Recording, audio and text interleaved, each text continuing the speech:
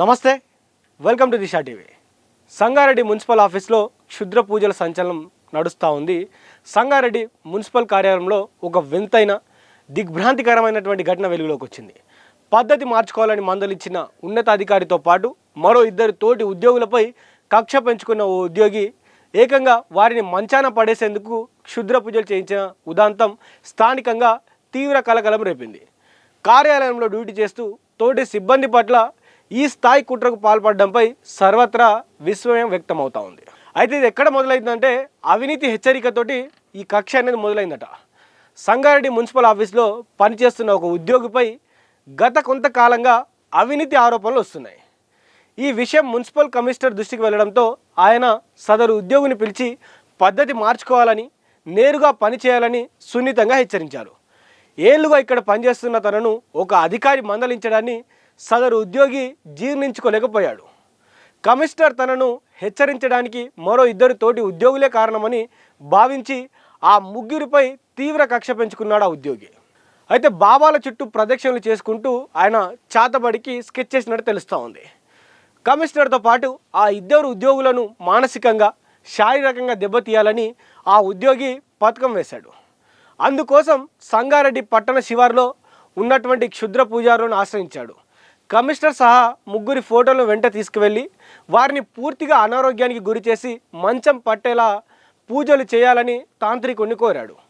అంతేకాకుండా కమిషనర్ను ఇక్కడి నుంచి వేరే ప్రాంతానికి బదిలీ అయ్యేలా ఏమైనా పూజలు ఉంటే చేయాలని కూడా ఆయన అర్థించినట్లు తెలుస్తూ ఉంది. మొదటి పూజారి హెచ్చరించిన తర్వాత మొత్తం ఆయన అయితే ఆయన అనుకున్నటువంటి మొత్తం అసలు రంగు బయటపడడం జరిగింది.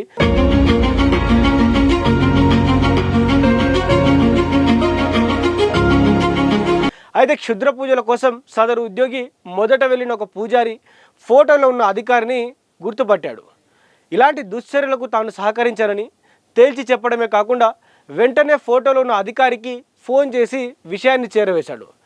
దీంతో కుట్ర బయటపడడంతో ఆ ఉద్యోగి ఒక్కసారిగా షాక్కి గురయ్యాడు.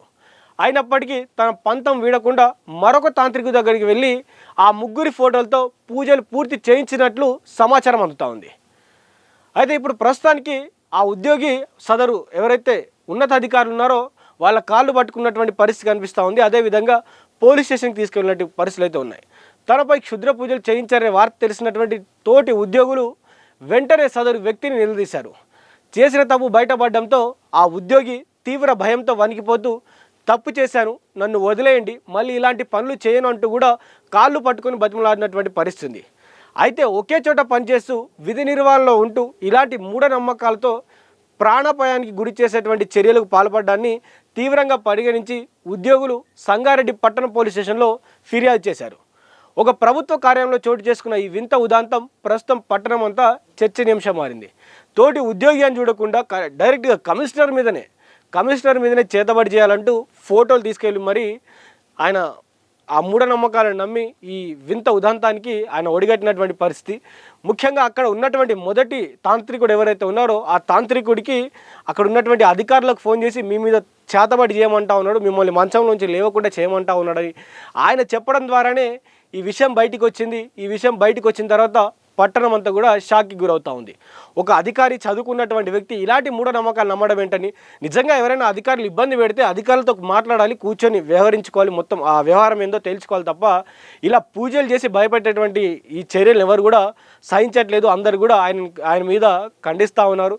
సో ఆయనను పోలీస్ స్టేషన్లో పెట్టి శిక్ష అనుభవించేలా చేయాలని కూడా అక్కడ ఉన్నటువంటి తోటి ఉద్యోగులందరూ కూడా కోరుతా ఉన్నారు. ఎందుకంటే ఈరోజు వాళ్ళ మీద చేశాడు, రేపు మా మీద కూడా చేస్తాడు కాబట్టి ఇట్లాంటి ఉద్యోగిని ఉద్యోగం నుంచి తీసేయాలి. అదేవిధంగా అతను చేసినటువంటి తప్పుకి తగినటువంటి శిక్ష పడేటువంటి విధంగా కూడా చేయాలంటూ కూడా అందరు కూడా కోరుతా ఉన్నారు. సో ఇప్పుడు ఈ వింత ఉదాంతం అంతా కూడా సోషల్ మీడియాలో చక్కర్లు కొడుతూ ఉంది. అందరు కూడా షాక్కి గురవుతూ ఉన్నారు. మరి చూద్దాం నిజంగా ఆ ఉద్యోగి యొక్క ఉద్యోగం ఉంటుందా లేదా, ఈ వింత ఘటనపై పోలీసులు ఏ విధంగా స్పందిస్తారో కూడా వేచి చూద్దాం. చూస్తూనే ఉండండి దిశా టీవీ.